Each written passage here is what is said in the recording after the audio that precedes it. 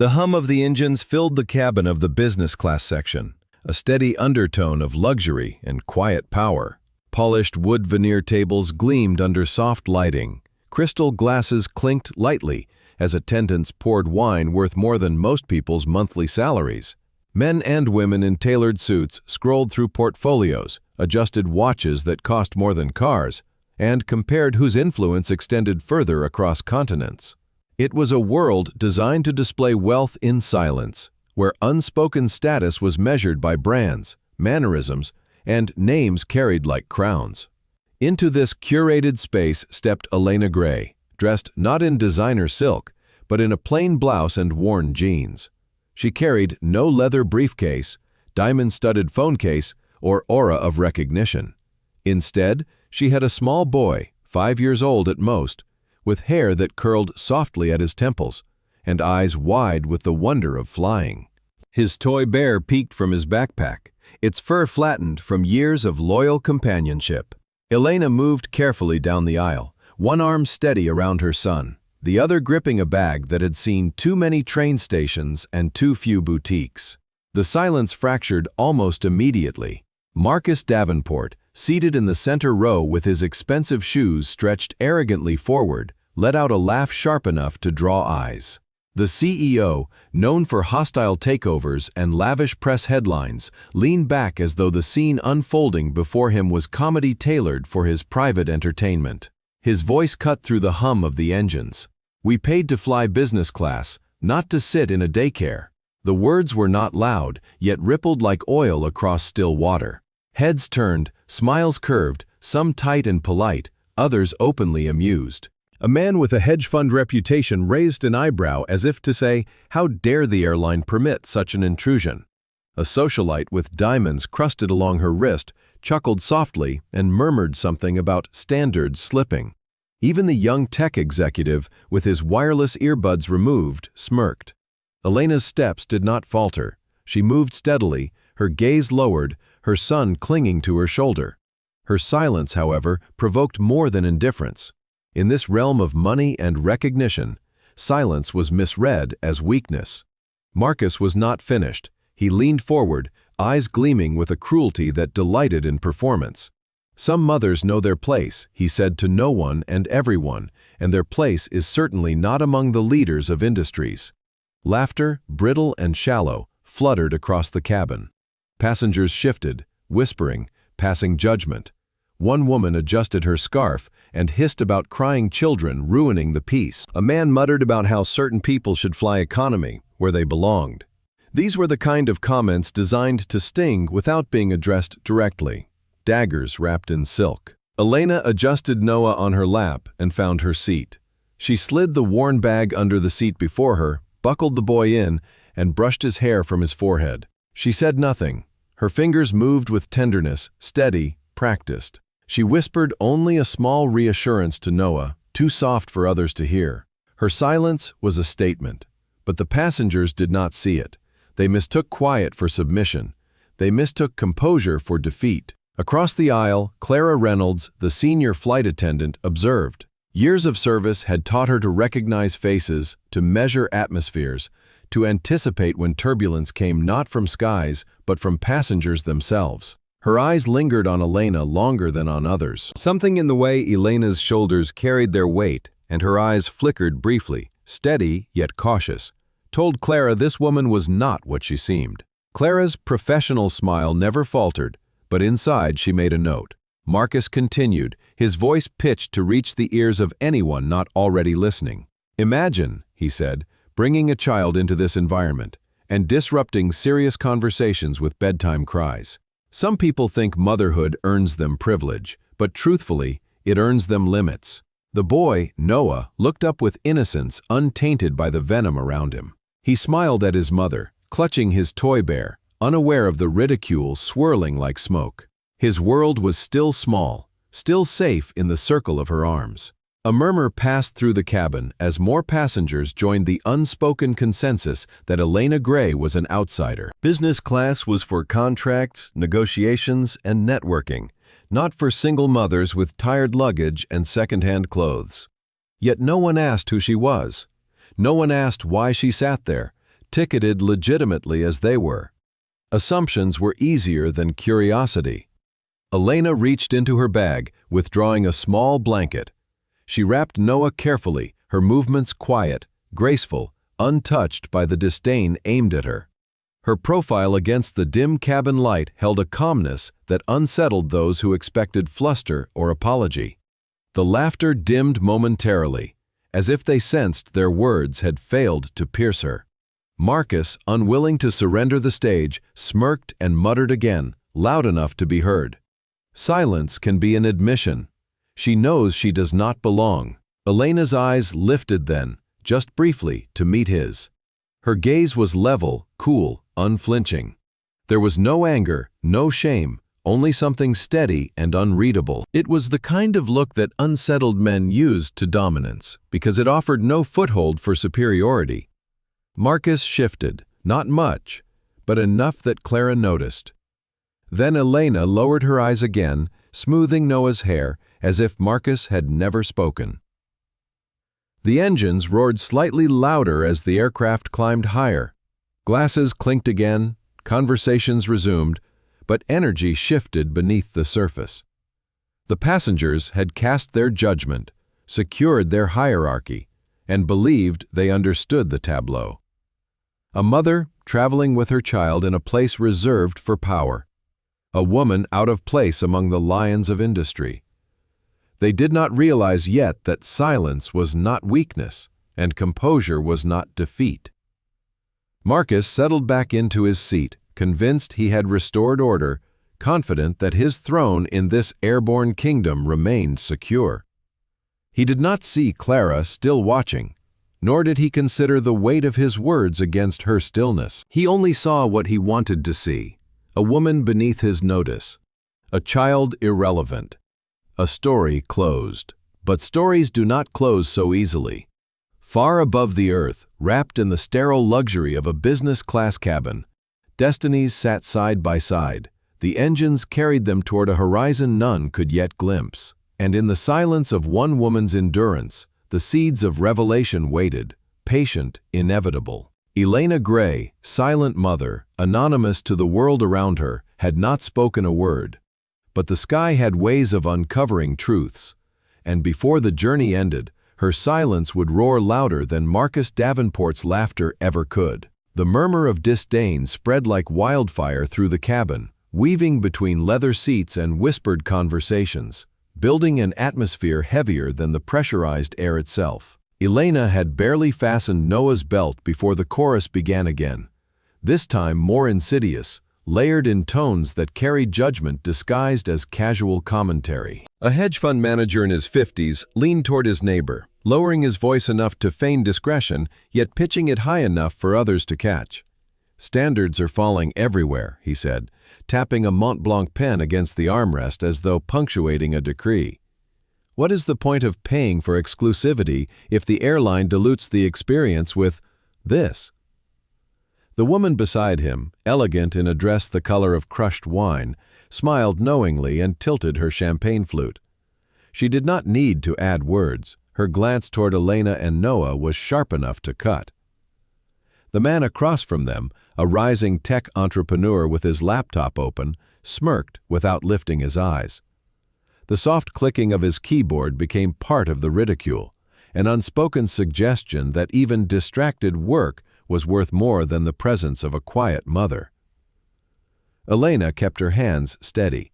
She unfolded a packet of crackers, slipping one into Noah's hand, her touch gentle, patient. The boy munched happily, crumbs catching at the corners of his mouth. His innocence was a shield against the poison around him, though he did not realize it. Elena brushed the crumbs away and whispered something soft, words only for him, never for the watching crowd. But silence, to those in this cabin, was not golden.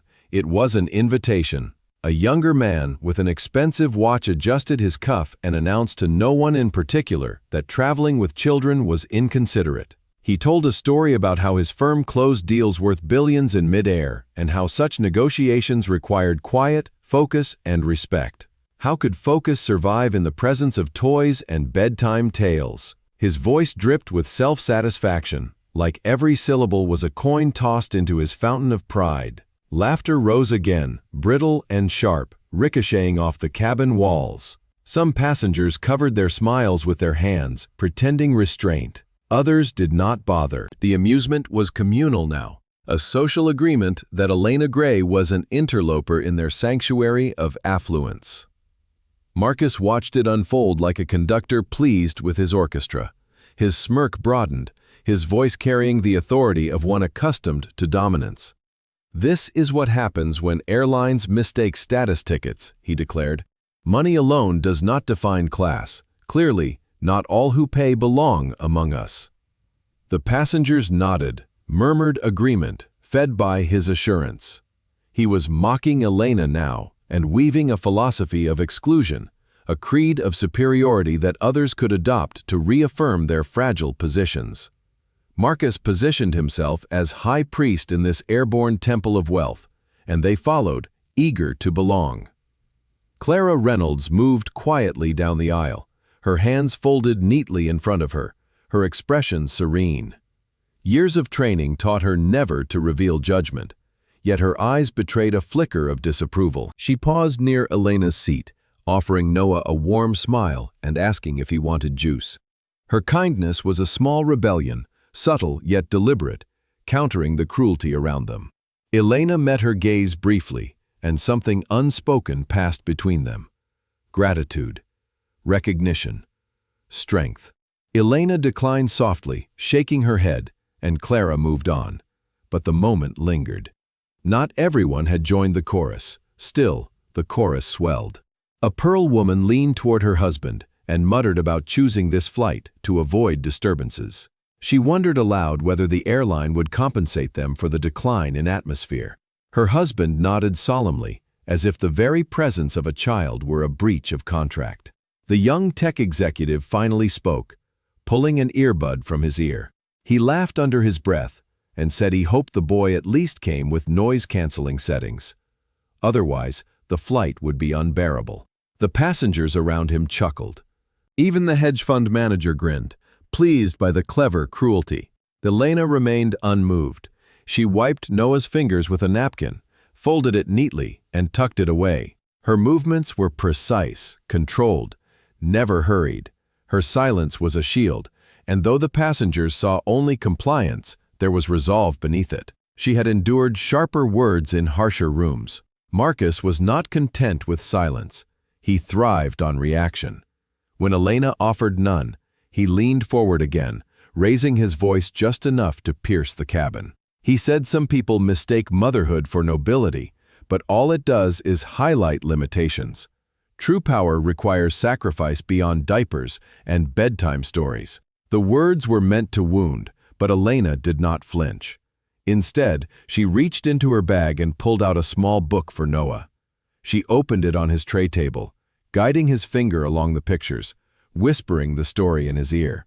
The boy giggled quietly, oblivious to the sneers. That giggle cut through the ridicule like sunlight piercing storm clouds. For a moment, the laughter faltered. A few passengers glanced away uncomfortable with their cruelty and unwilling to admit it aloud. But Marcus noticed, and anger flickered behind his smile. He had not come this far in life to be undermined by a child's laugh. Clara returned, offering champagne to the passengers in the row across from Elena. She poured elegantly, yet her eyes flicked again toward the mother and child. She sensed tension rising, sensed a story unfolding deeper than appearances suggested. Elena's calm unsettled her, though she did not know why. The chorus continued, though softer now, like embers rather than flame. The passengers exchanged whispers about education, background, family names, measuring each other's worth compared to Elena's absence of a visible pedigree. In their world, stories were currency, and Elena had presented none. To them, her silence confirmed their suspicion that she had no story worth telling. But stories are never that simple. The engines droned on, steady and eternal, carrying them farther from the ground and deeper into a journey none understood yet. Noah leaned against his mother, eyelids heavy, the toy bear tucked under his arm. Elena adjusted the blanket, her eyes softening as she watched him drift toward sleep. At that moment, she looked untouchable, not because of wealth or status, but because of the quiet strength of love. Marcus leaned back, satisfied with his performance. He believed he had reasserted order, that the hierarchy of the cabin was restored, with him firmly at the top. He did not see the subtle shift in Clara's expression. He did not sense the discomfort among some, who laughed less freely now. He only saw what he wanted: a woman diminished, a child irrelevant, a victory secured.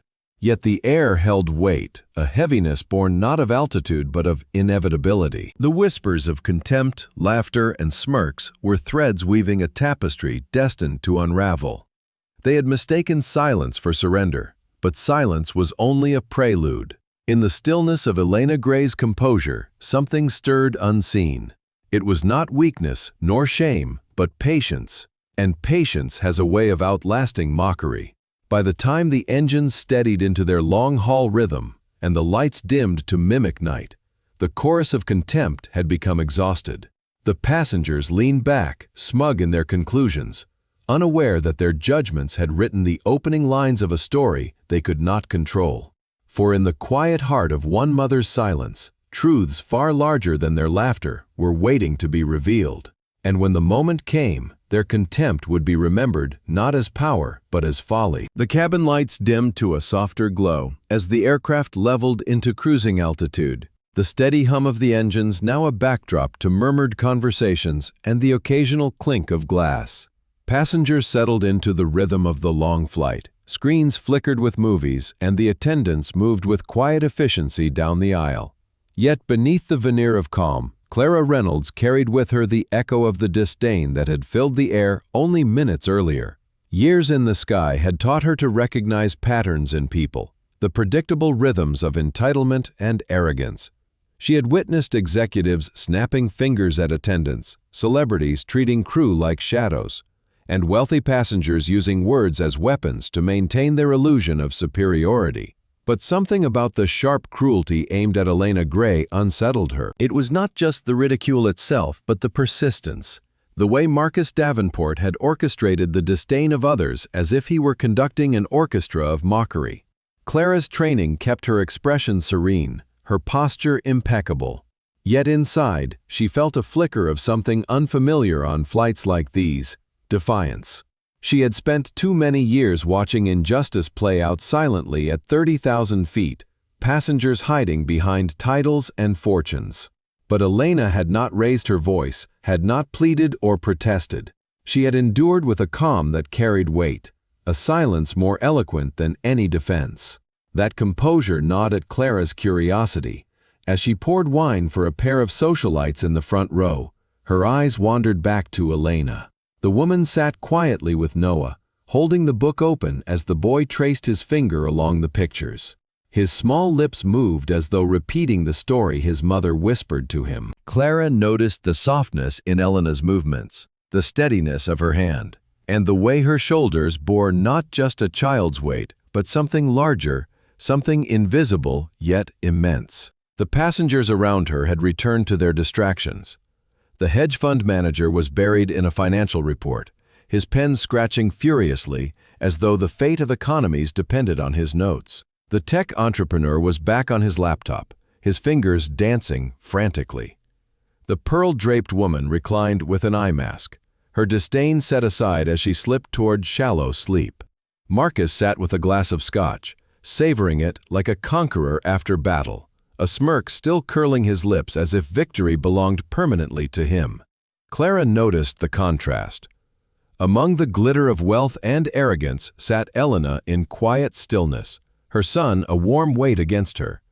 She seemed untouched by the luxury or the hostility in her sphere, as though the contempt had dissolved before it could reach her. Clara found herself glancing repeatedly, her curiosity sharpening into something more. Who was this woman? And why did her silence feel less like surrender and more like a storm waiting for its hour? The flight carried on. Dinner service began, and silver trays with linen napkins moved gracefully from the galley to the passengers. Clara delivered dishes with flawless timing, attending to preferences with practiced ease. Yet as she bent to place a tray before Elena, she allowed her professional mask slightly to slip.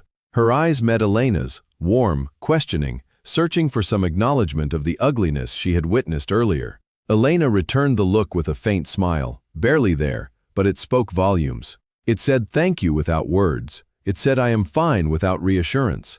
It said more than Clara could have expected from such a brief exchange. Clara hesitated a moment longer than protocol allowed before moving on, but the weight of that glance stayed with her. Noah tugged at his mother's sleeve, pointing to the cutlery set before him, clearly more fascinated by the polished shine of the fork than by the carefully plated dish. Elena guided his hand, showing him how to hold it, her patience endless. She leaned close, whispering instructions, encouraging him with each attempt. Clara watched from the corner of her eye and felt something tug at her chest.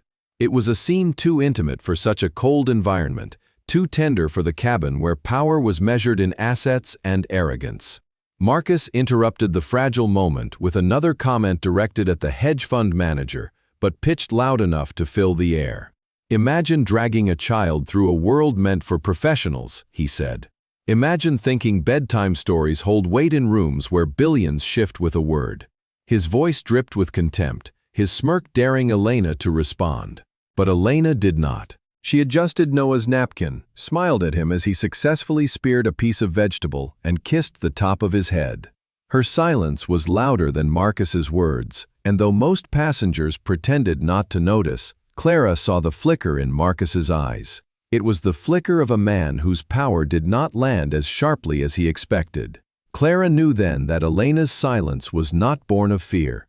It was born of something deeper, something unshakable. She thought of all the passengers she had served over the years, all the wealth, titles, and names that had sat in these very seats, and realized none of them carried themselves quite like this woman who looked so ordinary, so misplaced in her plain clothes. There was strength here, veiled but undeniable. As she moved back toward the galley, Clara paused to straighten a blanket for an older man in the corner. Yet her thoughts remained fixed on Elena. She could not name the feeling exactly, but it was as though she were watching a stage before the curtain truly rose. Something waited, something the rest of the cabin could not yet see. Dinner ended, lights dimmed further, and passengers settled into the night flight lull. Some dozed, others typed furiously on devices that glowed against their faces, chasing deadlines and victories. Marcus finished another drink, his arrogance thick as ever, though quieter now in the dark. Elena leaned back, Noah asleep against her chest, his small breaths even and peaceful. Clara lingered near the galley, her gaze shifting again toward the mother and child. She thought of how cruelly the world judged appearances, how quickly assumptions cemented into truths in the minds of the powerful. But she also thought of how fragile those judgments were, how easily they cracked when confronted with reality. She did not know Elena's truth yet, but she felt it, sensed it. And for the first time in years, Clara looked forward to what the flight still held. Because something told her that Elena Gray was not simply a mother enduring ridicule at 30,000 feet. She was a woman with a story strong enough to silence Marcus Davenport. The night deepened outside the windows, stars scattered like fragments of diamond across endless black. The engines roared steadily, carrying the plane across continents and oceans. And in the hush of the cabin, Clara Reynolds kept her watch, eyes never straying far from Elena, waiting for the moment when silence would no longer be silence, but revelation. The air inside the business class cabin had grown heavier, though no one could explain why. Even before the announcement, an invisible tension had begun to coil through the rows of polished seats and hushed conversations. Evelyn sat upright now, her spine stiff, her fingers knotted together so tightly that her knuckles whitened. She had been silent for so long, refusing to bite at Charles's repeated mockery. But something in her posture suggested that silence was about to break. The pilot's voice pierced the cabin in a sharp, commanding tone that silenced every laugh and murmur. "Ladies and gentlemen, this is Captain Reed speaking. We are requesting immediate cooperation from all passengers. A national emergency has been declared. All communication devices must be switched off at once. Military personnel on board are to make themselves known. His voice held the unmistakable edge of urgency, the kind of steel that only came in moments where hesitation meant disaster. Every passenger froze, eyes wide, breaths caught. A ripple of fear moved down the aisle like a cold wind. Military personnel? A national emergency? The words ignited dozens of whispered questions.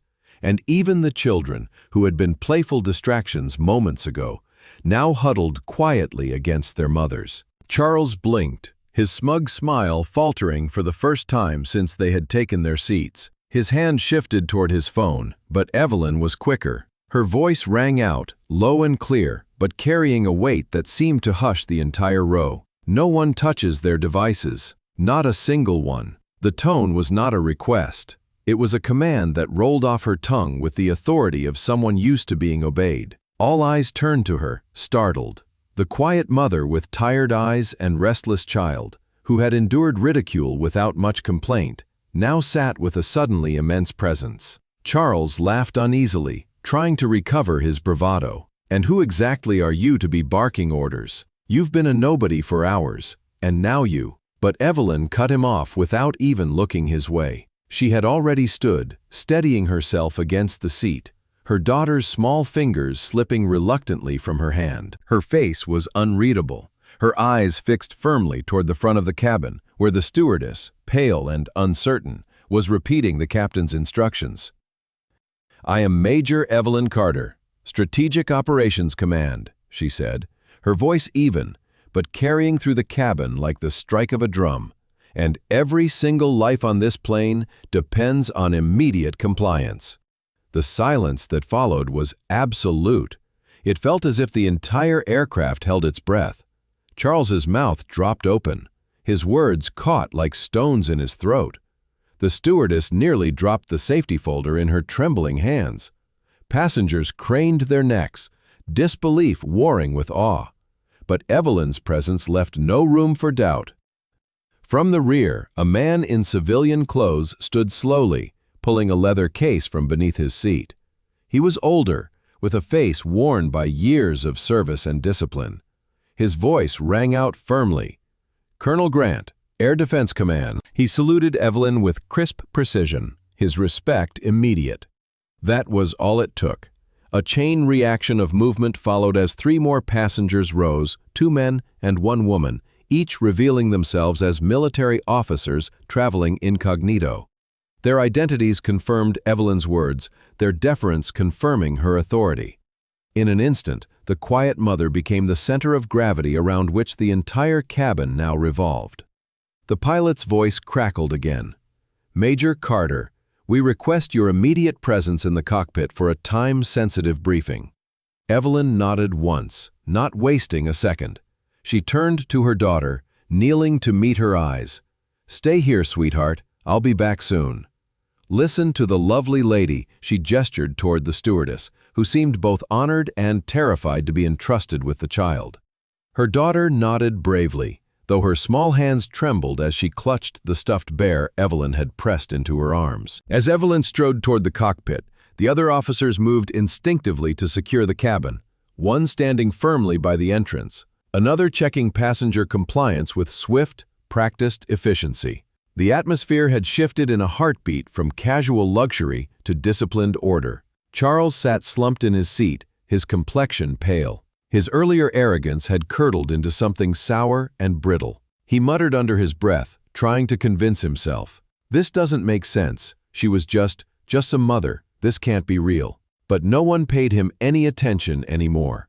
The man who had commanded laughter and attention now drowned in irrelevance. His voice a faint echo against the rising tide of order Evelyn brought with her. Captain Reed's face was grim inside the cockpit, and the glow of instruments cast sharp shadows across his features. He wasted no time on pleasantries. "Major Carter, intelligence confirms a hostile aircraft approaching the national airspace. Communications are compromised, and ground command has requested that we hold the position until clearance.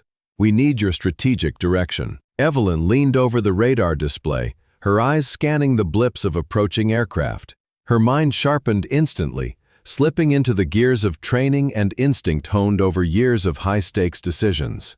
She could already see the patterns forming, the possible outcomes branching like a tree of fire in her mind. "We don't have time to wait for clearance," she said firmly. "If those aircraft cross into our corridor, civilian lives are at risk, not just here but across the coast." She traced her finger across the radar, pointing out a maneuver to reposition them while maintaining tactical advantage. Reed hesitated, torn between protocol and survival. Evelyn met his eyes. "You brought me here because you need more than protocol. You need someone who knows how to win this. Trust me." Her words landed with the force of conviction sharpened by experience. Reed exhaled, nodded once, and relayed her instructions to his co-pilot. The aircraft adjusted course with a subtle shudder, a shift that passengers might overlook, but one that carried the weight of 1,000 lives. Back in the cabin, whispers spread like wildfire. The quiet mother was a major, a strategist, a soldier who had been hidden in plain sight. For the first time since boarding, the passengers looked not at Charles, but at Evelyn's daughter, seeing not a nuisance, but the child of someone extraordinary. The girl sat quietly, clutching her bear, her wide eyes fixed on the door through which her mother had disappeared. She didn't cry, she didn't call out. Somewhere in her small heart, she understood that her mother was unlike the others. Charles leaned back in his seat, sweat beading at his temple, the weight of humiliation pressing down harder than the pressurized cabin air. The laughter he had once wielded now felt like a curse echoing back at him. He muttered again, more desperately, "This isn't real. It can't be." But the truth had already shattered his illusions. Minutes stretched into eternities. The cabin was no longer filled with idle chatter, but with anxious silence, broken only by the occasional barked instruction from one of the officers securing the aisles. Every soul on board knew now that they were not just passengers on a routine flight. They witnessed something extraordinary, a moment that would etch itself into memory with a gravity none of them could yet comprehend. In the cockpit, Evelyn stood firm, her presence as steady as the horizon. She issued orders with precision, her mind weaving strategy from chaos, her voice carrying the assurance of someone who had been forged in fire long before this day. And yet, as the aircraft adjusted course under her command, a darker truth pressed at the edges of her mind. This was no accident, no random emergency. Someone had known she would be here. Someone had engineered this moment. Her jaw tightened, her gaze narrowing at the approaching blips on the radar. She had been called back into the war she thought she had left behind. And this time, the battlefield was not just skies and steel, but the fragile lives of everyone who sat behind her, trusting her with everything they had. The emergency call had changed everything. The quiet mother was gone. In her place stood Major Evelyn Carter, and the fight had only just begun. The cockpit was quiet except for the steady hum of engines and the soft beeping of the radar. Evelyn stood with her arms braced against the console, her eyes locked on the screen where glowing dots crept closer with every second. Each pulse was a reminder that the fragile safety bubble surrounding the aircraft could shatter at any moment. Captain Reed glanced at her, his jaw tight. "We're trained for emergencies, Major, but not this." His words were measured, laced with tension. "You're the only one here who has fought wars in the sky." Evelyn did not respond immediately. Her mind moved through possibilities, analyzing distance, velocity, and formation. Hostile aircraft never moved in such a pattern without intent. She inhaled slowly, then spoke with sharp clarity. "Those are intercept patterns. They're testing our airspace, pushing for a reaction. If we wait too long, they'll be on top of us, and then we'll have no choice." The co-pilot shifted uneasily in his seat. But why this flight? Why us? That was the question Evelyn had been circling since she heard the emergency call. Out of every commercial plane in the sky, why this one? Her gut whispered the same truth when things looked too coincidental. This wasn't a chance. Someone wanted her here. Someone had set the stage. She pushed the thought aside. Focus. First, save the passengers, then uncover the plot. She leaned over Reed's shoulder and pointed at the controls. "We'll climb 500 feet and adjust the bearing by 15 degrees east. That should throw them off balance, at least for now." Reed hesitated, then nodded. "Adjusting course." The plane tilted subtly, engines humming louder as they ascended into a new flight path. Back in the cabin, the shift was noticed. Nervous eyes darted to the windows as clouds drifted at new angles.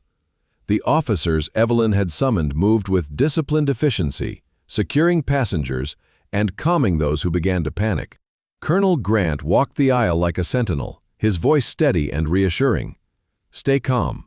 The situation is under control." He caught Charles trying to sneak a glance at his phone and snapped sharply, "Devices away, now." Charles flinched, fumbling to shove it back into his bag, the arrogance stripped from him altogether. At the front of the cabin, Evelyn's daughter sat curled in her seat, her bear hugged tightly against her chest. Her wide eyes searched every corner, waiting for her mother to return. Though frightened, she remained silent, perhaps sensing that strength was expected of her now. When Evelyn returned to the cabin, the air seemed to shift again. Passengers leaned forward instinctively, searching her face for answers, for hope. She scanned the room, reading every detail the way a soldier does. The fear was thick but contained. The officers were doing their part, order held, for now. Her daughter reached for her, and Evelyn crouched to kiss her forehead. "I'm here, sweetheart. Just stay brave for me a little longer." Then she rose and addressed the cabin. "Listen carefully. We are in controlled airspace, but hostiles are testing our perimeter. The captain and I are adjusting course, but we need full cooperation. No one moves without clearance from me or Colonel Grant. Do you understand?" A chorus of nods and murmurs answered. No one dared question her authority now. But even as she spoke, a prickling sensation crawled across her neck. She scanned the cabin again, slower this time. Something was wrong. Most passengers sat stiff with fear, clinging to family or gripping armrests. But one man in the middle row sat too calmly, his gaze fixed not on her, not on the windows, but on the overhead compartments. Her instincts sharpened. Every nerve screamed at her. She approached slowly, each step deliberate. The man noticed and shifted slightly, forcing a smile that did not touch his eyes. "Sir," Evelyn said evenly, "is there something in the compartment you need?" He shook his head too quickly. No, just nervous flyer, that's all." But Evelyn saw the tremor in his hand, the way his jacket bulged unnaturally at the side. Her years of training told her what her mind already suspected. She straightened, her voice cutting like steel. "Colonel Grant, check the passenger, now." The cabin froze as Grant moved swiftly down the aisle, two other officers flanking him. The man rose abruptly, panic flashing in his eyes. "Please don't touch me, I have rights." His outburst drew gasps, but Grant's arm locked around him before he could reach into his jacket, pinning him against the seat. The officers wrestled the man down, his protests turning to desperate shouts. From his jacket spilled not just papers or personal belongings, but a sleek black device, half concealed by cloth. Evelyn's stomach dropped at the sight. A signal disruptor. High grade, the kind used to interfere with aircraft communication. Passengers cried out in fear, some covering their children's eyes, others clutching one another. Evelyn snatched the device and studied it quickly. Custom built, not amateur work. Whoever planted this wasn't just trying to disrupt the flight. They wanted to sever communication entirely, isolate the aircraft like prey in the sky. She turned on the restrained man, her voice a low growl. "Who sent you?" But he only sneered, blood trickling from his lip where he had bitten down. "You'll never stop it. None of you will." His words sent a chill through the cabin, deeper than the fear already there. "Take him to the rear. Secure him," Evelyn ordered. The officers dragged him away, his defiance echoing behind him until the cabin door slammed shut. She stood in the aisle, device in hand, her mind racing. This wasn't random. They had come prepared, waiting for her. The hostile aircraft outside were only one part of the plan. This saboteur was another, which meant there were more layers yet to be revealed. Her daughter's voice broke the silence, small but steady. "Mommy, are we going to be okay?" Evelyn turned, her features softening as she crouched again. "Yes, sweetheart. We're going to be okay, I promise." She tucked the bear tighter into her daughter's arms, then rose again, her face hardened. She marched back to the cockpit, tossing the disruptor onto the console. Reed's eyes widened as he recognized the danger they had narrowly avoided. We never would have seen it, he admitted, shaking his head. That's the point, Evelyn replied grimly. Someone wants this plane blind and vulnerable. We're not dealing with coincidence, Captain. We're in the middle of a coordinated operation. Reed swallowed hard. And you think you were the target. Evelyn's gaze lingered on the dark horizon ahead, where hostile aircraft still circled like wolves. I know I am. She studied the radar again, heart pounding as she calculated distances and timings.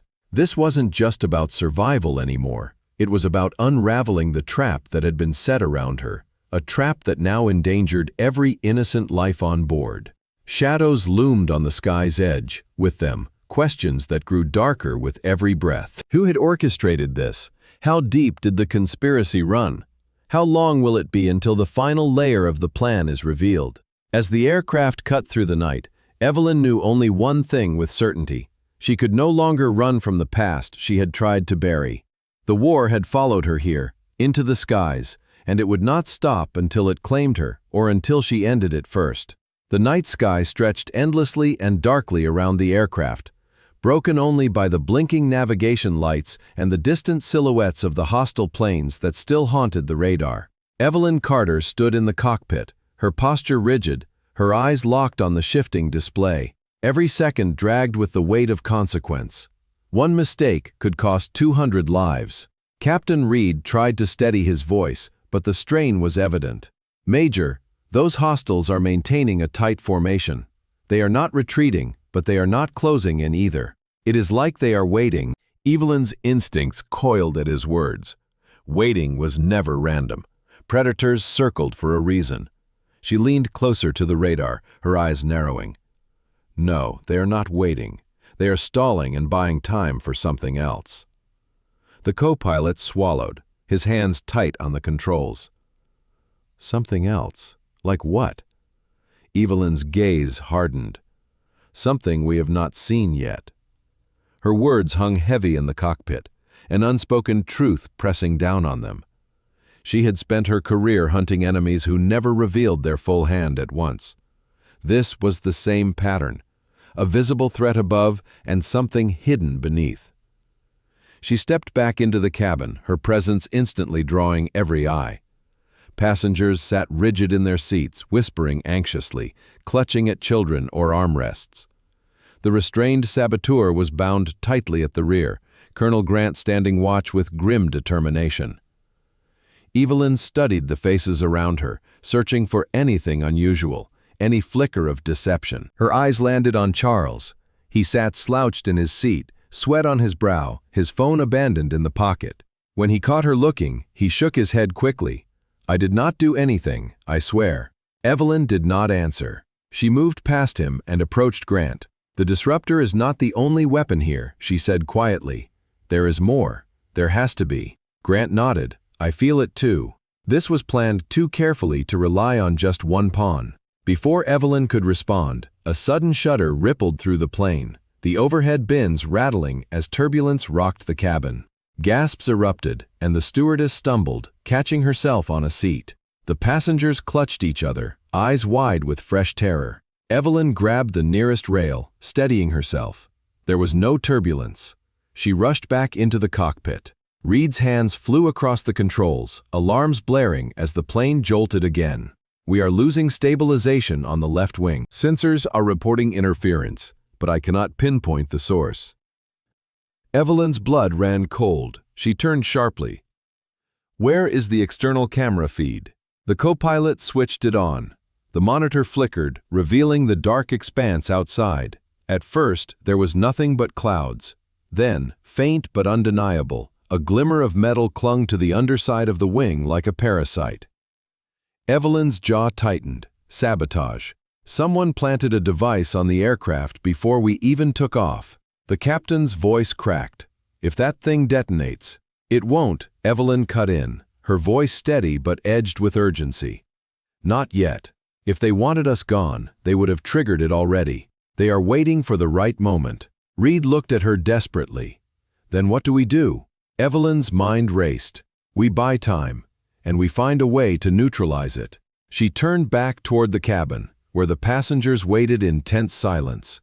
The weight of every gaze pressed down on her, but she did not flinch. "Listen to me," she said firmly. "There is a device attached to the aircraft. It has not been triggered yet, but we cannot assume it will stay that way. We need absolute calm and discipline. Colonel Grant and I will find a solution."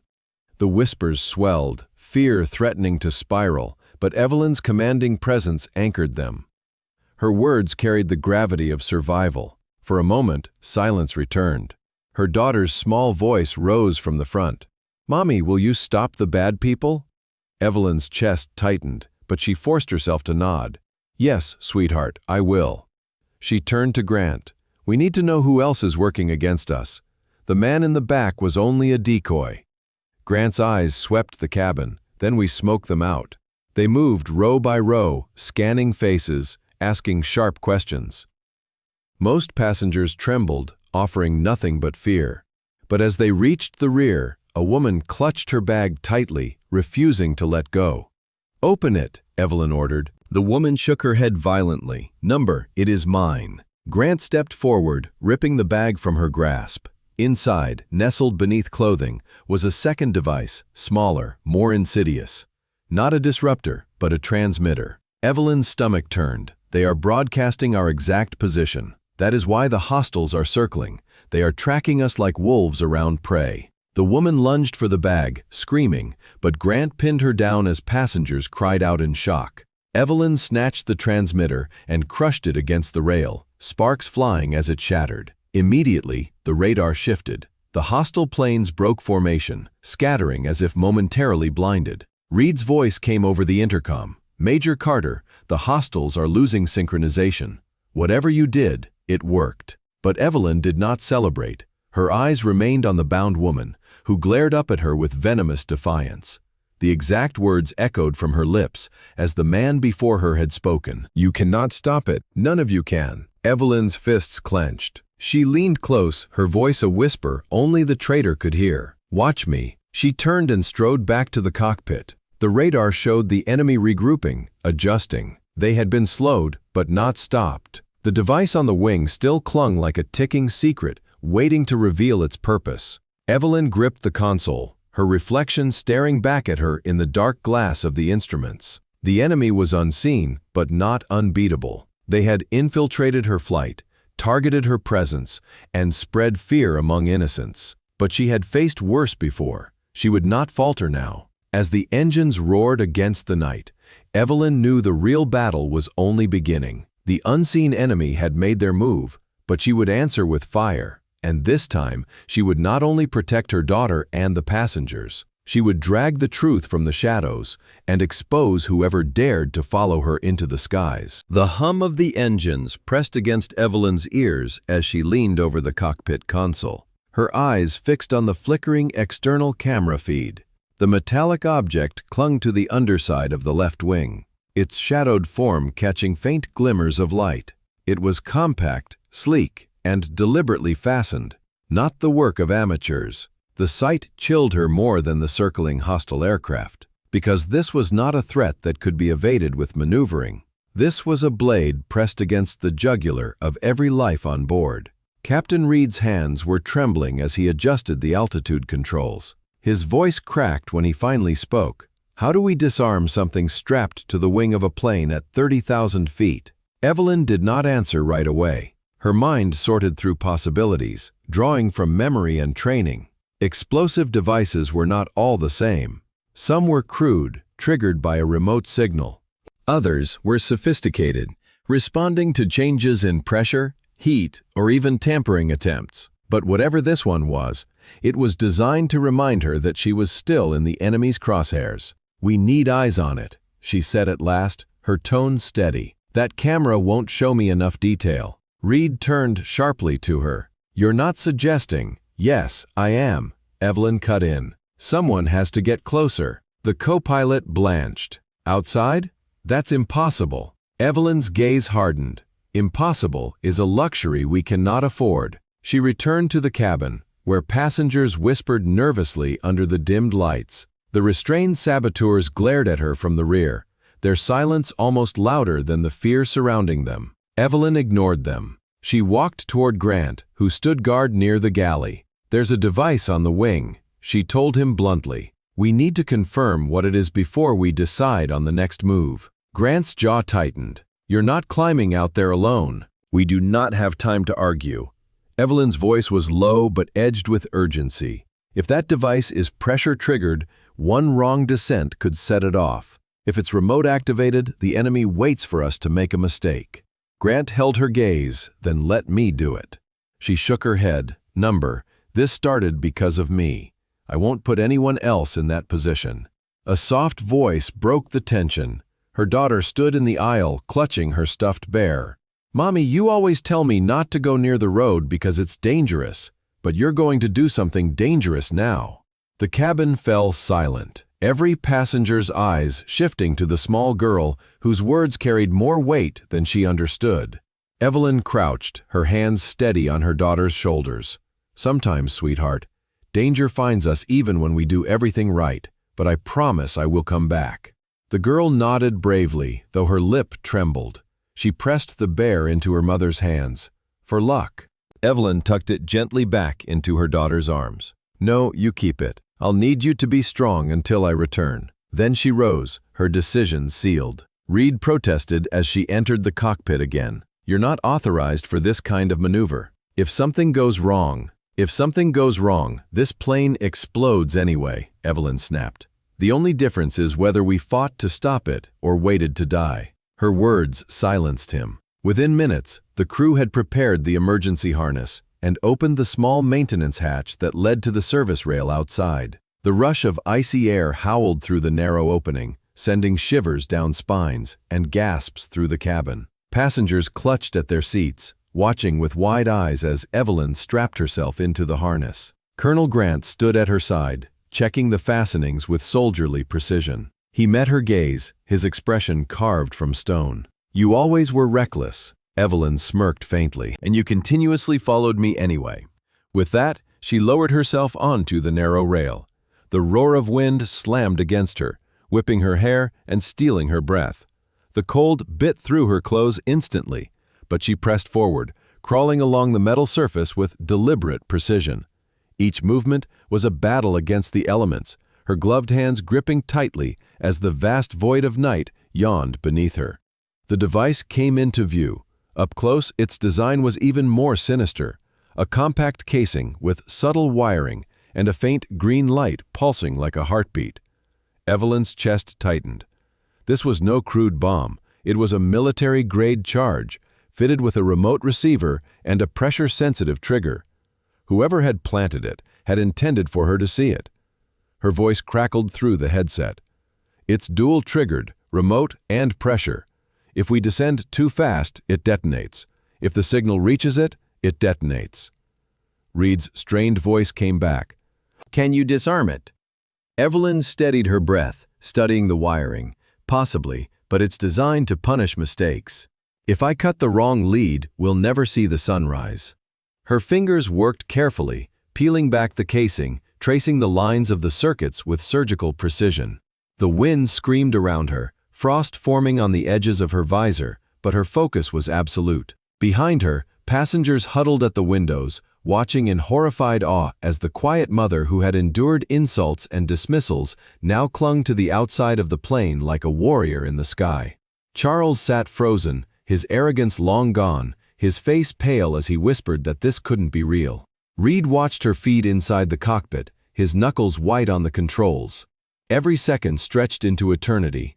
Then, with a final breath, Evelyn pinched two wires together and severed them swiftly. The green light died. She exhaled, relief flooding her veins, but only for a heartbeat. A second light flickered suddenly beneath the casing. Red this time, faint but unmistakable. Her blood ran cold. It was a failsafe. Even disarmed, the device was designed to trigger a secondary mechanism. Her voice cut through the headset, steady despite the storm inside her. "The bomb is dead. But there's a backup, a transmitter. They know it failed." Reed's voice was hoarse, which means what? Evelyn said they will come for us now, pulling herself back along the rail, muscles burning against the unrelenting wind. This was never just about destruction. It was about drawing me out. She climbed back inside, drenched in sweat despite the cold, her face pale but her eyes blazing with determination. The cabin erupted in murmurs, passengers crying in relief, some even clapping, though the sound died quickly when they saw her expression. She looked at Grant, at Reed, at the officers standing guard. They are coming, faster, harder. That device was bait. Grant's voice was grim. Then it is time to stop playing defense. Evelyn nodded. She had been reacting too long, chasing shadows and waiting for the next move.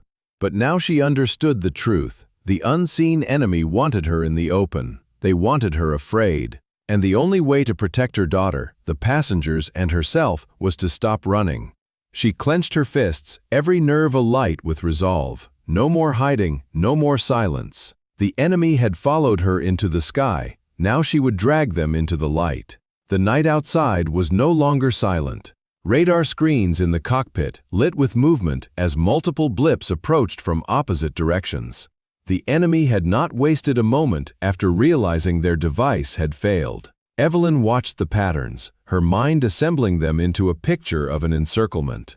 Whoever was behind this wanted the aircraft trapped. Every exit was blocked. Captain Reed swore under his breath. They are pushing us toward international airspace violations. If we go one way, we trigger a military response. If we go the other way, we fall straight into their hands.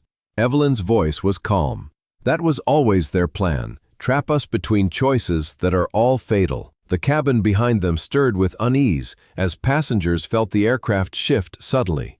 The turbulence of fear was stronger than the air currents outside. Children whimpered, men gripped their armrests, and Charles sat rigid in his seat, still pale from seeing Evelyn on the wing. He had mocked her once, laughing at the quiet mother, but now he avoided her eyes entirely, ashamed and terrified in equal measure. Colonel Grant leaned against the cockpit frame, scanning the radar feed. They will not wait for us to make a mistake, they will force one. Evelyn nodded. Then we need to be ahead of them. She looked at Reed. Can you hold altitude and keep speed steady for the next 10 minutes? He frowned. 10 minutes? What do you have in mind? Evelyn's gaze hardened. A signal. If they are closing in, they want confirmation that we are still flying. I can give them the opposite impression. Reed blinked. You mean a deception maneuver? Grant's mouth curved grimly. She means to make them believe we are already falling. The plan was daring, bordering on reckless, but there was no alternative. Evelyn directed the crew to manipulate transponder readings, feeding false descent data into the systems, while Reed dipped just enough to mimic a loss of altitude without endangering the aircraft. From the outside, to hostile eyes, it would appear the plane was crippled, sinking fast toward the ocean below. The passengers felt the shift. Murmurs rose, panic bubbling until Evelyn stepped back into the aisle. Her voice cut through the fear like a blade. Stay calm. The turbulence you feel is controlled. We are not falling. Do not spread panic. Trust me. Something in her tone silenced them. Even those who doubted her now clung to her words as a lifeline. Her daughter's eyes never left her, wide but filled with something more substantial than fear. Faith. Minutes crawled by, then the radar pinged again. Two of the blips peeled away, circling back in confusion, but the others pressed forward, faster now, closing the distance. Evelyn's eyes narrowed. They were not convinced. A sudden burst of static cut through the cockpit speakers, then a voice, cold and distorted, filled the air. You cannot hide from us forever, Evelyn Shaw. You think clever tricks will change your fate. You belong to us. Reed froze. They know your name. Evelyn's jaw clenched. They always did. The voice continued, calm but venomous. We have waited too long for you to run. Every path you take leads back to us. You can save yourself and your child if you surrender now. Refuse, and everyone here dies because of you. The passengers heard it through the cabin speakers. Fear surged through them, eyes turning toward Evelyn, as if she held the key to their survival. Some looked at her with desperation, others with accusation. Charles finally broke, standing in the aisle. Do you hear them? This is about you, about her. He pointed at Evelyn, his voice shaking. Why should we all die for your secrets? The cabin erupted in angry whispers, fear lashing out in every direction. Evelyn stood unmoving, her face carved with resolve. She stepped toward Charles slowly, her eyes never leaving his. "You think this is my fault," she said quietly. Her voice carried to every corner of the cabin. "Do you want me to surrender? Hand myself to the very people who planted bombs and sent killers among you? Do you think they will spare you once they have me?" Charles faltered, his mouth opening and closing. Evelyn's voice grew stronger. "They will kill you all because that is what they do. They use fear, they use division. And if we give in to it, we hand them victory without a fight." Her words struck the silence like thunder. Passengers lowered their eyes, ashamed, chastened. Even Charles backed down, sinking into his seat and muttering. The distorted voice returned. "Brave words, Evelyn. But bravery will not stop what is coming. Look outside." On the horizon, lights appeared, the silhouettes of hostile aircraft, closing in with predatory precision. Their formation was unmistakable, an attack run. Reed's knuckles whitened on the controls. "If they fire on us, we do not stand a chance." Evelyn turned to Grant. "Options?" Grant's eyes were grim. "We can fight, but our weapons are limited. Evading them at this altitude is nearly impossible." Then Evelyn saw it, a storm front brewing far ahead, its towering clouds lit by flashes of lightning. To any pilot, it was danger incarnate. To Evelyn, it was salvation. She pointed. "Take us into the storm." Reed stared at her. "That's suicide." "Not as suicidal as waiting here," she replied firmly. "In the storm, their formations will break. Their weapons will be useless. Our best chance is inside." Grant nodded once. "She is right." The decision was made. Reed gritted his teeth and angled the aircraft toward the churning black mass ahead. Passengers gasped as lightning forked across the horizon, illuminating the path like the gates of an underworld. The hostile planes pursued, confident, closing the gap. But as the aircraft plunged into the storm, chaos consumed the sky. Wind tore at the wings, lightning split the heavens, and rain hammered the fuselage like artillery fire. Inside the cabin, passengers screamed, clutching each other as the plane bucked and shuddered. But Evelyn moved down the aisle, her presence steady as a lighthouse. "Hold on, do not lose faith. This storm is our shield." Outside, enemy aircraft struggled against the violent currents. Their formations fractured, their precision lost. One broke away entirely, vanishing into the storm's maw. Another fired a missile, but the turbulent winds deflected its path, sending it spiraling harmlessly into the clouds. Evelyn gripped a seat for balance, eyes scanning the windows. Every crash of thunder was both a threat and a cover. Every flash of lightning painted the storm as both destroyer and protector. Reed's voice cut through the comms, strained but alive. "They're falling back. The storm is breaking them apart." Grant's reply was grim. "Not all. A few are still on us." Evelyn's mind raced. They would not retreat entirely. They would adapt, change tactics. Which meant the danger was not over. Then she felt it, a shift in pressure, a sensation she had learned long ago to recognize, a signal that something was wrong. She rushed back to the cockpit. The radar confirmed her dread. One hostile had broken low, sliding beneath the storm, circling like a predator in the shadows. It was waiting for them to emerge, where the clouds ended and the skies opened again. Evelyn's chest tightened. The storm had saved them, but it had also funneled them straight into an ambush. She turned to Grant. "They know where we will come out. They will strike the moment we leave cover." Grant met her eyes. "Then we do not leave. Not yet." But Reed shook his head. "We cannot stay in this storm forever. The turbulence will tear us apart." Evelyn looked out into the roaring night, at the lightning that lit the sky in violent brilliance. Her mind was already forming the next step, the next impossible choice. The enemy thought they had caged her, but storms were never cages. They were weapons for those brave enough to wield them. She whispered to herself, though the others could hear, "We will give them one if they want a war in the sky."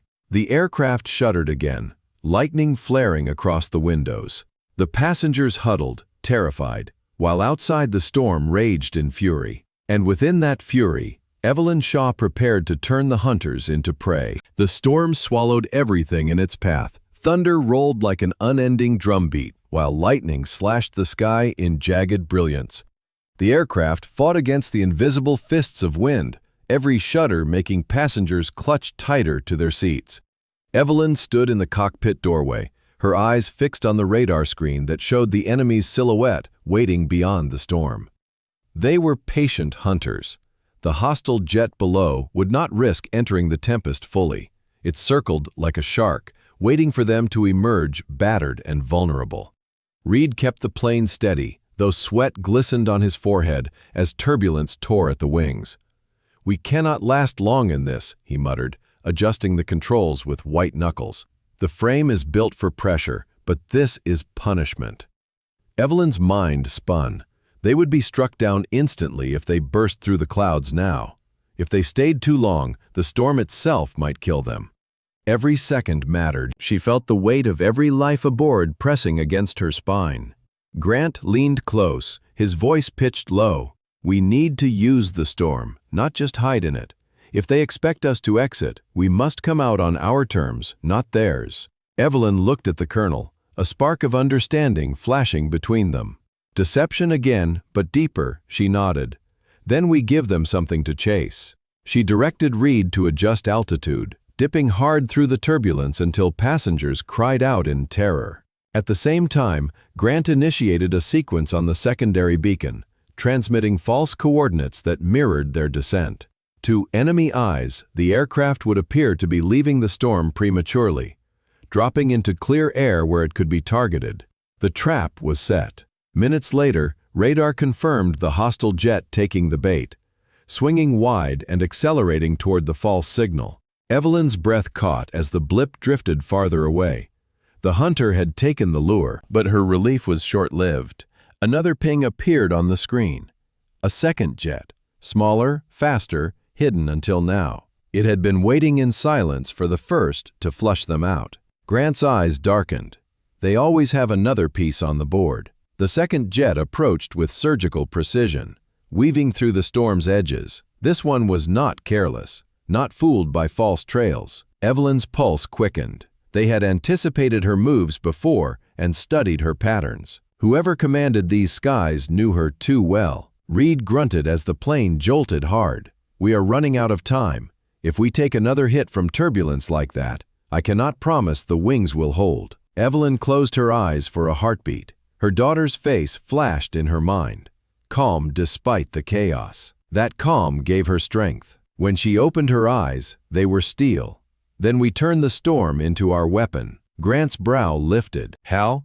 Lightning ripped the horizon, illuminating the black walls of cloud that towered like titans around them. Evelyn pointed toward the densest cluster. "There, if we climb sharply into the core, we can ride the updrafts.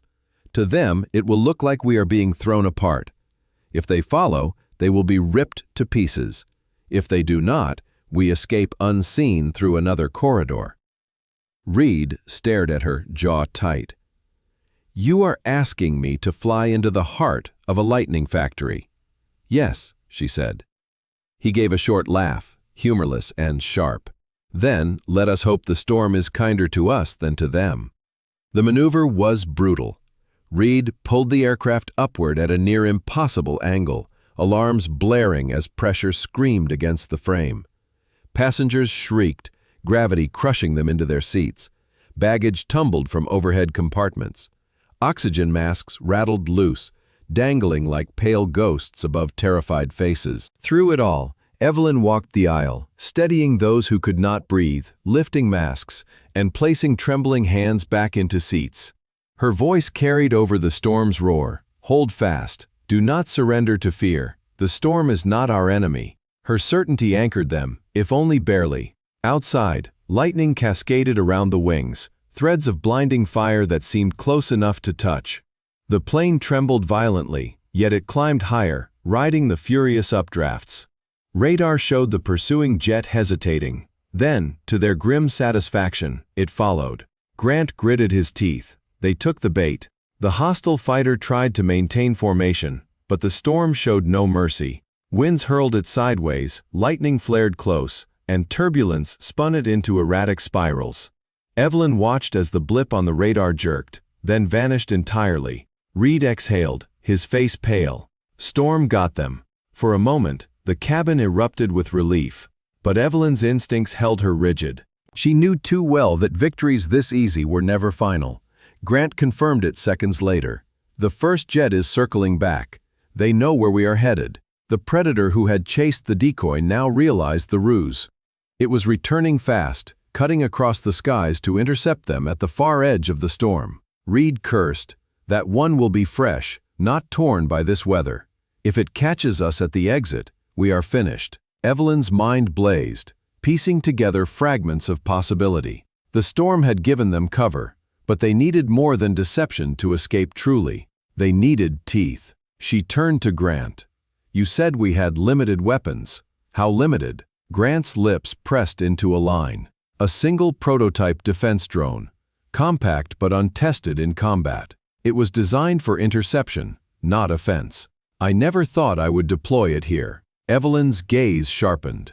Deploy it now. Grant hesitated only a second before moving. He retrieved a locked case from the compartment, opening it to reveal a sleek device with folded wings, its metallic surface humming faintly as systems activated. He pressed a sequence, and the drone powered to life, its eyes glowing faint blue. Passengers watched in stunned silence as the small machine was released through a hatch, vanishing into the storm like a ghost. Reed adjusted the trajectory, pulling the aircraft toward the storm's edge. Radar showed the hostile jet closing, accelerating into a deadly strike pattern, but alongside their blip, another signal appeared, the drone rising to intercept. Through static, Grant guided it, his hand steady despite the stakes. The drone danced through the clouds with the agility the larger fighter could not match. For a brief moment, predator and prey blurred as they circled in a deadly ballet. The jet fired first, a missile streaking through the clouds. The drone veered sharply, then released a countermeasure that detonated midair, throwing sparks of fire into the storm. The explosion rattled the aircraft, drawing gasps from passengers. Evelyn never looked away. She whispered under her breath as though her will alone could steer the machine. The drone surged forward, ramming into the jet's underside. A burst of flame tore the clouds apart. The radar blip flickered, then disappeared. The cabin erupted in cheers, voices breaking from the prison of fear. For the first time, hope tasted real, but Evelyn did not join them. She watched the radar, eyes narrowing at the silence that followed. Victory had come too cleanly, too suddenly. She had played this game too long to believe it was over. And then the comms crackled again, the same cold voice from before. Impressive, Evelyn, but you know as well as I do that storms pass. When the skies clear, nothing will hide you. We will be waiting. The signal cut, leaving only static. Evelyn's daughter tugged at her sleeve, whispering, Mama, will they always chase us? Evelyn knelt, brushing a strand of hair from the girl's face. Her own voice was steady, though her heart ached. They will chase, but we will not stop fighting. Not while there is sky left to fly. Outside, the storm still raged, but its walls thinned ahead. The aircraft pushed toward light, toward open skies. Yet the words hung heavy in every heart. When the clouds broke, what awaited them would be more dangerous than anything they had yet faced. Evelyn rose, staring into the fading darkness. Her fight was for survival and the truth buried behind the relentless pursuit. And when that truth came to light, the entire world would feel the storm.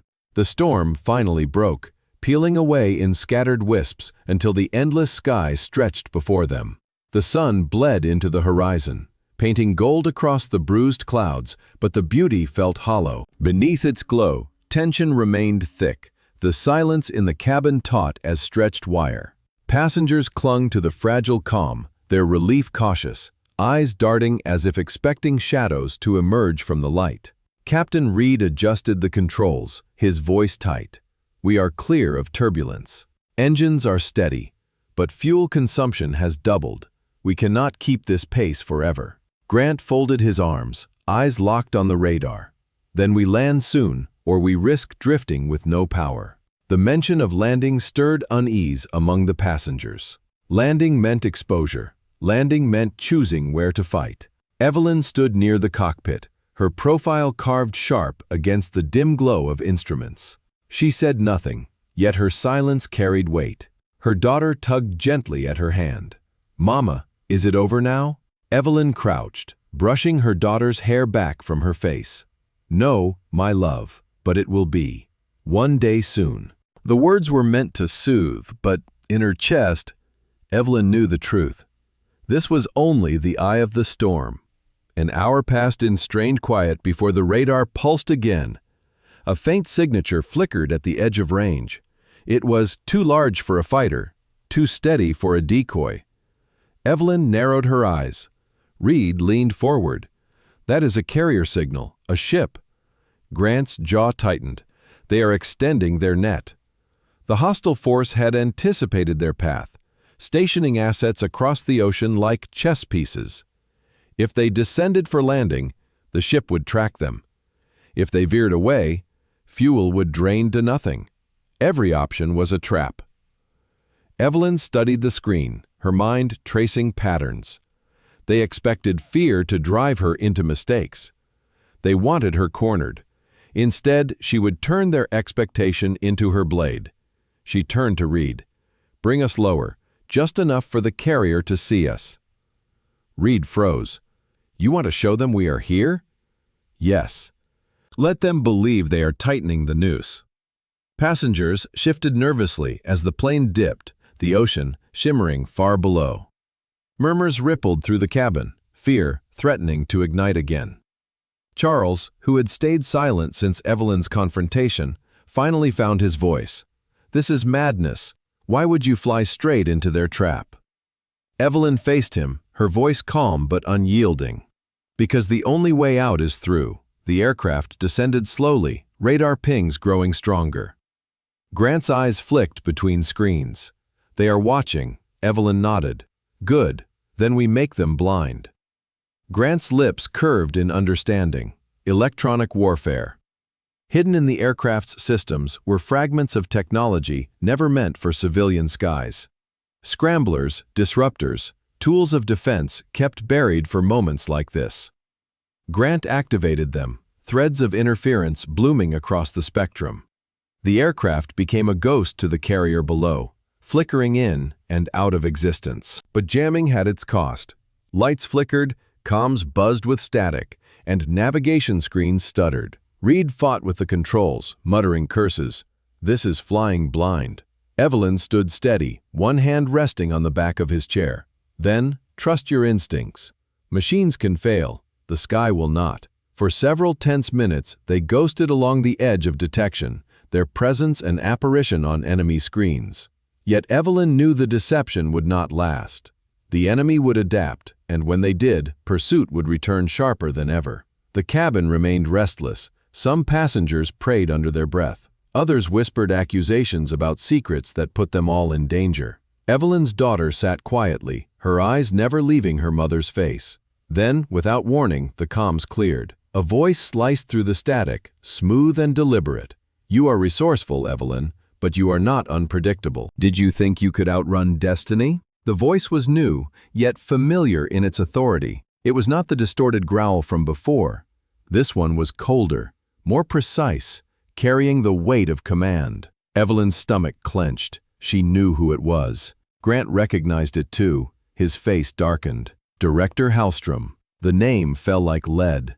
To Reed, to the passengers, it meant little. To Evelyn, it was the shadow behind every pursuit, the architect of the net tightening around them. Hallstrom's voice continued, calm as steel. "You are not protecting them, Evelyn. You are dooming them. Every life aboard that plane hangs by a thread of your stubbornness. Surrender, and they live. Resist, and their blood is on your hands." Passengers shifted, their fear rekindled. Charles muttered curses, glaring at Evelyn. Some nodded, silent agreement in their eyes. Evelyn spoke into the comm, her voice like fire. "You do not get to talk of protecting lives, Hallstrom. You send killers. You plant bombs. You build cages and call them choices. I will not be yours." There was silence, then soft laughter. You still believe you are free, but you carry something that binds you tighter than any chain. That child beside you, do you think we will not reach her too? The words struck like knives. Evelyn's daughter stiffened, clutching her mother's hand. Rage burned through Evelyn, fierce and uncontainable. She spat into the calm. Touch her, and I will burn your empire to the ground. Hallström's voice did not waver. Then you have chosen war. The signal cut, leaving the cabin in suffocating silence.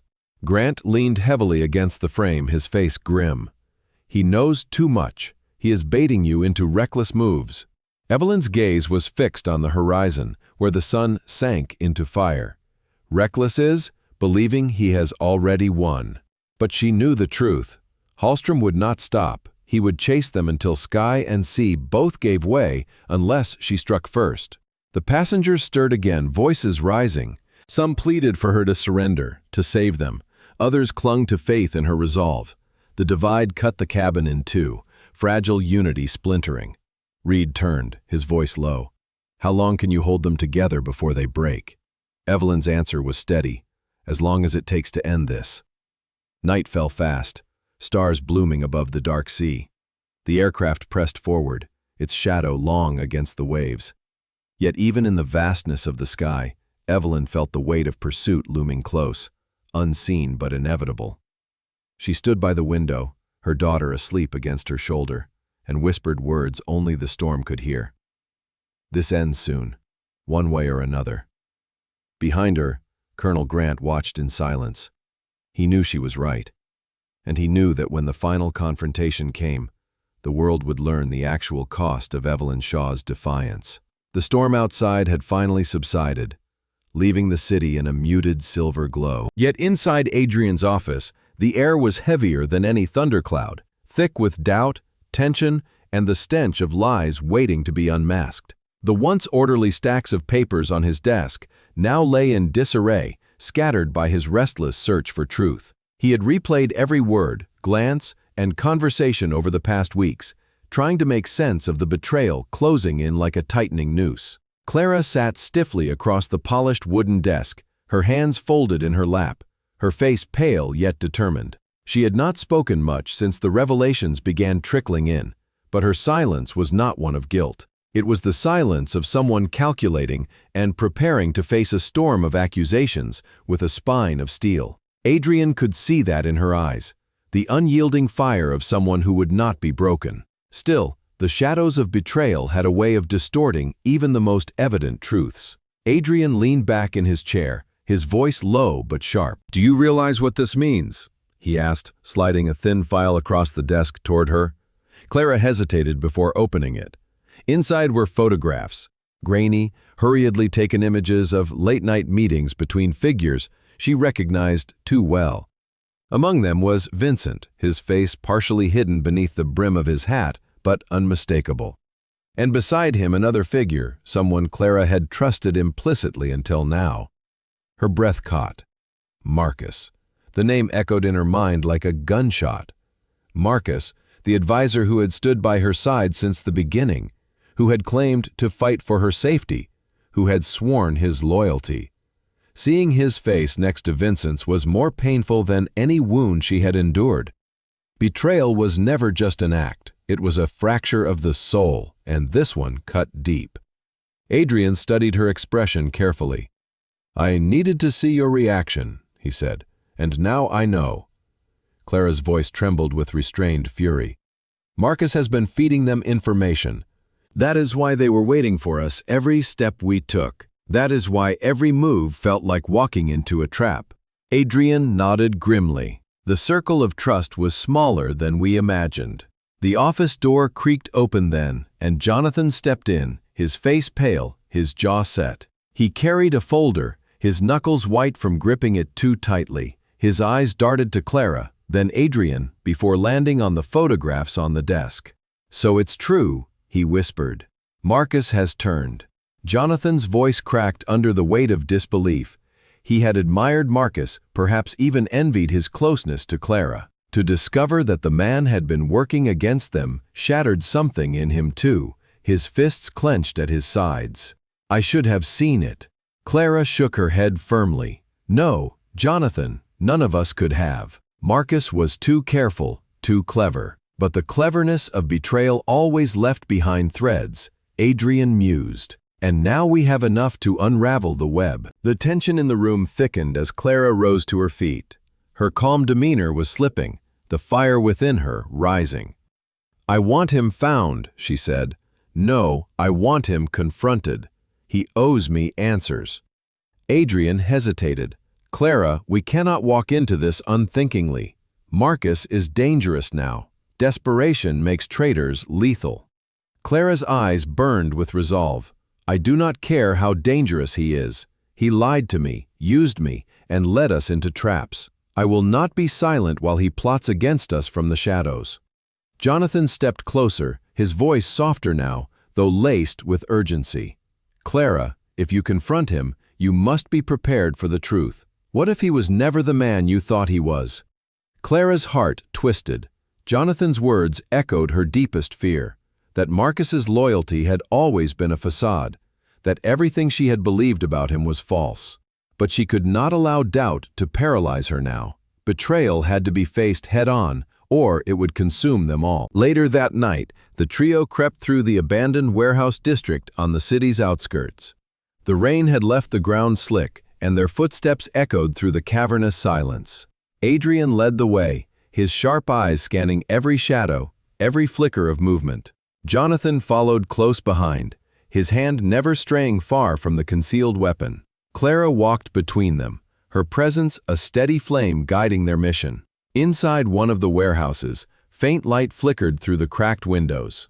The air smelled of rust and oil, the remnants of a place long forgotten by industry, but now reborn as a nest for betrayal. They entered cautiously, their breaths shallow, the tension humming like a taut wire. And there he was. Standing at the far end of the room, Marcus partially turned his back, speaking in hushed tones to someone hidden in the shadows. But the silence was shattered when he turned and his eyes met Clara's. Clara stepped forward, her voice strong despite the trembling in her chest. Why, Marcus? Why betray everything we fought for? Marcus's expression was unreadable. For a long moment, he said nothing. Then he laughed softly, bitterly. Betray? Clara, you never understood. I was never on your side. Jonathan lunged forward, fury blazing in his eyes, but Adrian caught his arm, holding him back. Let him speak. Marcus's voice grew colder. You think loyalty is free? That I would risk everything for nothing? Vincent offered me what you never could. Power, freedom, and a future where I was not just a pawn in your noble crusade. Clara's heart pounded, her fists clenched at her sides. And what about trust, Marcus? What about the bond we had? Marcus's gaze flickered, just for an instant, betraying something softer beneath the hardened exterior. But it vanished quickly, replaced by a sneer. Bonds are illusions. Trust is a weakness. And you, Clara, were naive enough to believe in it. Adrian's voice cut through the tension like steel. Enough. You made your choice, Marcus, and now you will face the consequences. The confrontation erupted into chaos then. Shadows moved, revealing Vincent's men hidden along the edges of the warehouse. A trap. Marcus had not come alone, and now they were surrounded. Clara's heart raced as she drew in a sharp breath, her resolve unshaken. The betrayal had revealed itself fully, and the battlefield was set. There was no room for hesitation now, no time for doubts. Trust was shattered, but determination remained unbroken. In the swirling chaos of betrayal and danger, Clara stood taller than ever, her eyes locked on Marcus. The man she had once trusted was now the enemy she would have to overcome. The shadows of betrayal had consumed the night, but within her burned a light too fierce to be extinguished. And as the first blow was struck, the war between loyalty and treachery began in earnest, with Clara at its very heart. The warehouse reverberated with chaos as the trap finally sprang into motion. The shadows Marcus and Vincent had kept hidden lunged forward, weapons glinting in the pale light, boots crunching on the damp concrete floor. Clara felt the world slow for a fraction of a second, her heart hammering in her chest, her vision narrowing to the traitor who stood across from her. Everything, the lies, the fear, the exhaustion, collapsed into this one moment. Betrayal had revealed its true face, and now there could be no turning back.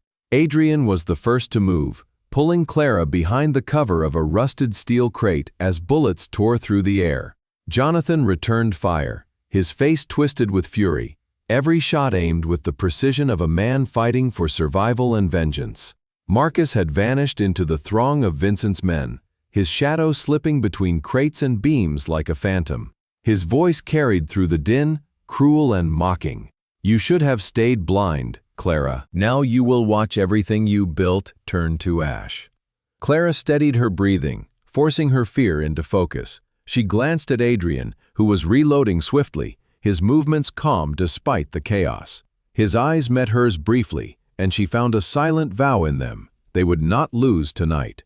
The warehouse became a battleground. Sparks flew as bullets ricocheted off metal beams, and the air filled with the acrid smell of gunpowder. Jonathan's shouts rang out, rallying them forward, while Clara pressed her back against the crate, her hand tightening around the small knife she carried. It felt inadequate against the storm of violence, but it was not the blade that mattered, the resolve behind it. They pushed forward, step by step, carving a path through Vincent's men. Adrian's strategy was clear: split their forces, break their formation, and turn the trap against them. Clara followed close behind, her eyes scanning the shadows for Marcus. Every flash of movement teased her rage, every shadow whispered his name. He was the betrayal she had to confront, no matter the cost. As the gunfire subsided for a moment, Clara caught sight of Marcus across the warehouse. He stood on an elevated platform, his face illuminated by the dim flicker of a hanging light. Vincent was beside him, his expression smug, as though he had already claimed victory. Clara's blood boiled. Without hesitation, she broke cover, sprinting toward the stairwell that led to the platform. Adrian shouted her name, but she did not slow. Jonathan covered her with precise bursts of fire, giving her the needed opening. She ascended the stairs two at a time, her knife clutched tightly, her mind focused on the man who had destroyed her trust. Marcus saw her coming, his lips curled into a grin that made her stomach twist. So, the queen finally rises to confront her traitor. "Do you think your conviction will save you, Clara?" She stopped a few feet away, her chest heaving, her voice steady despite the storm inside her. "No, Marcus, it will not save me, but it will destroy you." For a heartbeat, silence stretched between them. Then Marcus lunged, a blade flashing in his hand. Clara parried the strike with raw instinct, the clang of steel echoing in the cavernous room. Their fight became a storm of blades and fury, each strike a clash of broken trust and searing rage. Below them, Adrian and Jonathan were locked in their own desperate struggle, holding back Vincent's forces as the warehouse descended further into chaos. But Clara and Marcus's battle drew every eye, a duel that embodied the war between loyalty and betrayal. Marcus fought with the ferocity of a man with nothing left to lose, each strike fueled by greed and bitterness. Clara fought with something more substantial: conviction, the unyielding strength of someone who refused to let betrayal define her. Every parry and counter was a declaration she would not break. At one point, Marcus's blade cut across her arm, the sting of pain burning hot. But Clara did not falter. Pain only sharpened her focus. She disarmed him with a surge of strength, sending his knife clattering to the floor. For a moment, Marcus froze, his eyes flashing with panic before he masked it with a sneer. "Go ahead," he hissed. "Finish it. Please prove that you are no better than I." Clara raised her knife, her hand trembling, her mind whirling with fury and doubt. Ending Marcus here would mean justice, but it would also mean carrying his shadow forever. She saw in his eyes the hollow void of a man consumed by his own betrayal, a void that had once been filled with loyalty and trust. Killing him would not erase that pain, it would only bind her to it. With a cry of defiance, Clara drove the blade into the wooden beam beside Marcus's head, the steel sinking deep into the timber. She leaned close, her voice a whisper of fire. "You are not worth my soul." Marcus's sneer faltered, replaced by confusion, then rage. But before he could move, Adrian appeared behind him, gun raised. "Marcus, you chose your side," Adrian said coldly. "And this is where it ends." The shot rang out, echoing through the warehouse. Marcus staggered, shock written across his face, before collapsing to the floor. Clara stood frozen, her chest heaving, her knife still embedded in the wood. Adrian lowered his weapon, his expression grim but resolute. The battle below was reaching its end as well.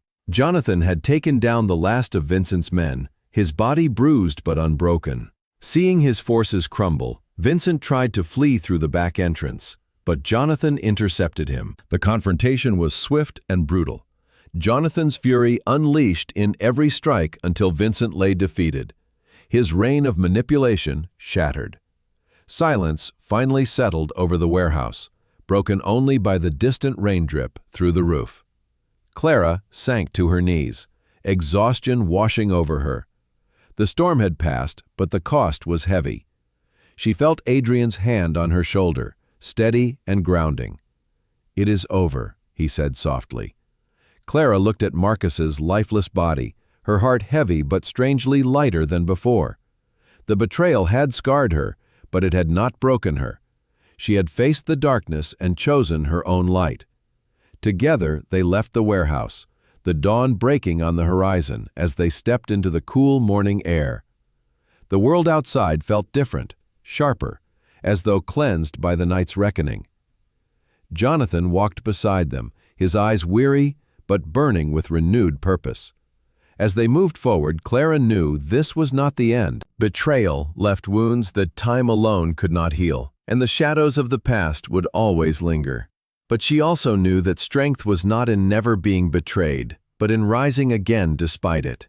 The final reckoning had come, and though scars remained, Clara stood taller. She had lost trust, faced treachery, and battled shadows, but had not lost herself. And as the sun rose, painting the city in gold, Clara vowed silently that no betrayal would ever steal her resolve again. The future was uncertain, but she was no longer afraid. She had found the unshakable truth in the ashes of betrayal. Courage would always outshine the shadows.